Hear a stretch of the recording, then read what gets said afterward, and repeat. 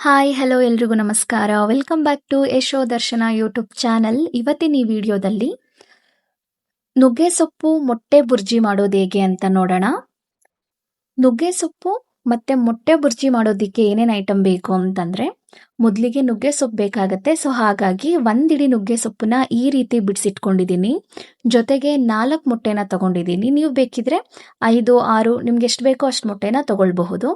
ಜೊತೆಗೆ ನಾನಿಲ್ಲಿ ಒಂದು ದಪ್ಪು ಸೈಜ್ದು ಈರುಳ್ಳಿನ ಸಣ್ಣದಾಗಿ ಕಟ್ ಮಾಡಿ ಇಟ್ಕೊಂಡಿದ್ದೀನಿ. ಜೊತೆಗೆ 3 ಹಸಿಮೆಣಸಿನಕಾಯಿನ ಉದ್ದುದ್ದಾಗಿ ಕಟ್ ಮಾಡಿಟ್ಕೊಂಡು, ಜೊತೆಗೆ ಸ್ವಲ್ಪ ಕೊತ್ತಂಬರಿ ಸೊಪ್ಪು, ಒಂದು ಸ್ವಲ್ಪ ಪೆಪ್ಪರ್ ಪೌಡರ್ ಮತ್ತೆ ರುಚಿಗೆ ತಕ್ಕಷ್ಟು ಉಪ್ಪನ್ನ ಎತ್ತಿಟ್ಕೊಂಡಿದ್ದೀನಿ. ಈಗ ಹೇಗೆ ಮಾಡೋದು ಅಂತ ನೋಡೋಣ.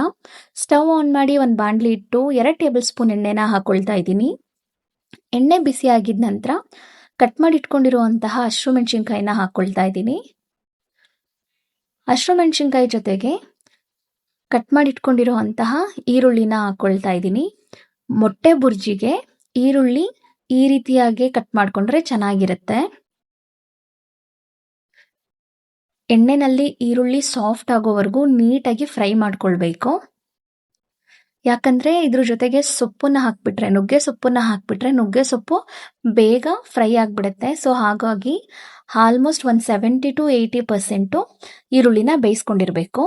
ಈರುಳ್ಳಿನ ಬೇಯೋದಕ್ಕೆ ಬಿಟ್ಟು ಈ ಕಡೆ ನೋಡಿ ನುಗ್ಗೆ ಸೊಪ್ಪನ್ನ ತೊಳೆದಿಟ್ಕೊಂಡಿದ್ದೀನಿ. ನೀರು ಸೋರೋದಕ್ಕೆ ಇಟ್ಟಿದ್ದೆ. ನೀರು ಸೋರಿದ ನಂತರ ಈ ಸೊಪ್ಪನ್ನ ಡೈರೆಕ್ಟಾಗಿ ಈರುಳ್ಳಿ ಜೊತೆನೆ ಹಾಕ್ಕೊಂಡು ನೀಟಾಗಿ ಬಾಡಿಸ್ಕೊಳ್ಬಹುದು ಎಣ್ಣೆನಲ್ಲಿ.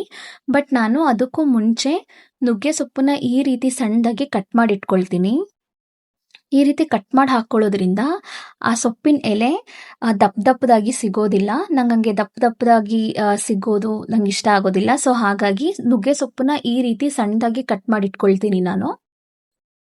ನುಗ್ಗೆ ಸೊಪ್ಪು ಮತ್ತೆ ಮೊಟ್ಟೆ ಬುರ್ಜಿ ಮಾಡೋದಿಕ್ಕೆ ನುಗ್ಗೆ ಸೊಪ್ಪನ್ನ ಈ ರೀತಿ ಸಣ್ಣದಾಗಿ ಕಟ್ ಮಾಡ್ಕೊಂಡ್ರೇನೆ ಚೆನ್ನಾಗಿರುತ್ತೆ. ನೀವು ಒಂದ್ಸಲ ಟ್ರೈ ಮಾಡಿ.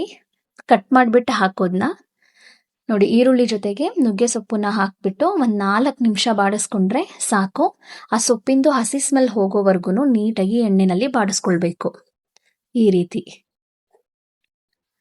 ಕಟ್ ಮಾಡ್ಕೊಳ್ಳೋದೆಲ್ಲ ಆಗಲ್ಲ ಅಂತಂದ್ರೆ ಡೈರೆಕ್ಟಾಗಿ ಸೊಪ್ಪನ್ನೇ ಹಾಕಿ ಒಂದು 8 ನಿಮಿಷ ಎಣ್ಣೆನಲ್ಲಿ ಚೆನ್ನಾಗಿ ಬಾಡಿಸ್ಕೊಂಡ್ರೆ ಬೆಂದೋಗ್ಬಿಡುತ್ತೆ. ಮತ್ತೆ ನಾನಿಲ್ಲಿ 4 ಮೊಟ್ಟೆನ ಒಡೆದು ಒಂದು ಬೌಲ್ಗೆ ಹಾಕಿ ಇಟ್ಕೊಂಡಿದ್ದೆ. ಇವಾಗ ಮೊಟ್ಟೆನ ಬಾಣಲಿಗೆ ಹಾಕಿ ನೀಟಾಗಿ ತಿರುಗಿಸ್ಕೊಳ್ತಾ ಇದ್ದೀನಿ. ಮೊಟ್ಟೆನ ಹಾಕಬೇಕಾದ್ರೆ ಸ್ಟವ್ ಫ್ಲೇಮು ಲೋ ಆಗಿಟ್ಬಿಟ್ಟು ಹಾಕ್ಕೊಳ್ಬೇಕು. ಈ ಥರ ಆದಮೇಲೆ ಸ್ಟವ್ದು ಫ್ಲೇಮ್ನ ಸ್ವಲ್ಪ ಇನ್ಕ್ರೀಸ್ ಮಾಡಿ ನೀಟಾಗಿ ಮಿಕ್ಸ್ ಮಾಡ್ಕೊಳ್ಬೇಕು.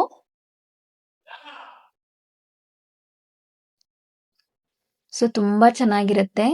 ನುಗ್ಗೆ ಸೊಪ್ಪು ಏನಾದರೂ ನಿಮಗೆ ಸಿಕ್ಕಿಲ್ಲ ಅಂತಂದರೆ ಪ್ಲೇನಾಗಿ ಕೂಡ ಎಗ್ ಬುರ್ಜಿನ ಮಾಡ್ಕೊಳ್ಬಹುದು. ತುಂಬ ಚೆನ್ನಾಗಿರುತ್ತೆ. ಅದರಲ್ಲೂ ಏನಾದರೂ ನುಗ್ಗೆ ಸೊಪ್ಪು ಸ್ವಲ್ಪ ಸಿಕ್ಕಿದ್ರೂ ಮಿಸ್ ಮಾಡಬೇಡಿ.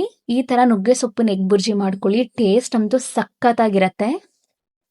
ಇವಾಗ ಇದ್ರ ಜೊತೆಗೆ ಸ್ವಲ್ಪ ಮೆಣಸಿನ ಪುಡಿ, ಹಾಗೆ ರುಚಿಗೆ ತಕ್ಕಷ್ಟು ಉಪ್ಪು, ಮೇಲ್ಗಡೆ ಸ್ವಲ್ಪ ಕೊತ್ತಂಬರಿ ಸೊಪ್ಪನ್ನ ಹಾಕ್ಕೊಂಡು ಒಂದು 2 ನಿಮಿಷ ನೀಟಾಗಿ ಫ್ರೈ ಮಾಡ್ಕೊಂಡ್ಬಿಟ್ರೆ ರೆಡಿ ಆಗುತ್ತೆ ಬಿಸಿ ಬಿಸಿ ನುಗ್ಗೆ ಸೊಪ್ಪಿನ ಎಗ್ ಬುರ್ಜಿ. ನೀವು ಯಾವತ್ತು ನುಗ್ಗೆ ಸೊಪ್ಪಿನ ಮೊಟ್ಟೆ ಬುರ್ಜಿ ಟ್ರೈ ಮಾಡಿಲ್ಲ ಅಂತಂದರೆ ಒಂದ್ಸಲ ಟ್ರೈ ಮಾಡಿ ನೋಡಿ. ತುಂಬ ಇಷ್ಟ ಆಗುತ್ತೆ. ರುಚಿ ಅಂತೂ ಅಲ್ಟಿಮೇಟ್ ಆಗಿರುತ್ತೆ. ಅವಾಗವಾಗ ನುಗ್ಗೆ ಸೊಪ್ಪಿನ ಸಾರು ಅಥವಾ ನುಗ್ಗೆ ಸೊಪ್ಪಿನ ಪಲ್ಯ ತಿನ್ನಬೇಕು ಅಂತ ಹೇಳ್ತಾರೆ. ಬಟ್ ಕೆಲವರು ನುಗ್ಗೆ ಸೊಪ್ಪನ್ನ ಅಷ್ಟು ಇಷ್ಟಪಡೋದಿಲ್ಲ. ಅಂಥವ್ರಿಗೆ ಈ ರೀತಿ ಮೊಟ್ಟೆ ಒಳಗಡೆ ಹಾಕಿಬಿಟ್ಟು ನುಗ್ಗೆ ಸೊಪ್ಪನ್ನ ಫ್ರೈ ಮಾಡಿ ನುಗ್ಗೆ ಸೊಪ್ಪನ್ನ ಎಗ್ ಬುರ್ಜಿ ಮಾಡ್ಕೊಡೋದ್ರಿಂದ ಅವರು ನುಗ್ಗೆ ಸೊಪ್ಪನ್ನು ಕೂಡ ತಿಂದಂಗಾಗತ್ತೆ. ಸೊ ಈ ರೆಸಿಪಿ ನಿಮ್ಗೆ ಇಷ್ಟ ಆಯಿತು ಅಂತ ಅಂದ್ಕೊಳ್ತೀನಿ. ನೀವು ಒಂದ್ಸಲ ಟ್ರೈ ಮಾಡಿ. ಇದೇ ರೀತಿ ರುಚಿಯಾಗಿ ಮಾಡ್ಕೊಳ್ಳಿ, ತಿನ್ಕೊಳ್ಳಿ. ಹಾಗೆ ಯಶೋ ದರ್ಶನ ಯೂಟ್ಯೂಬ್ ಚಾನಲ್ನ ಸಬ್ಸ್ಕ್ರೈಬ್ ಮಾಡ್ಕೊಳ್ಳಿ. Thank you so much.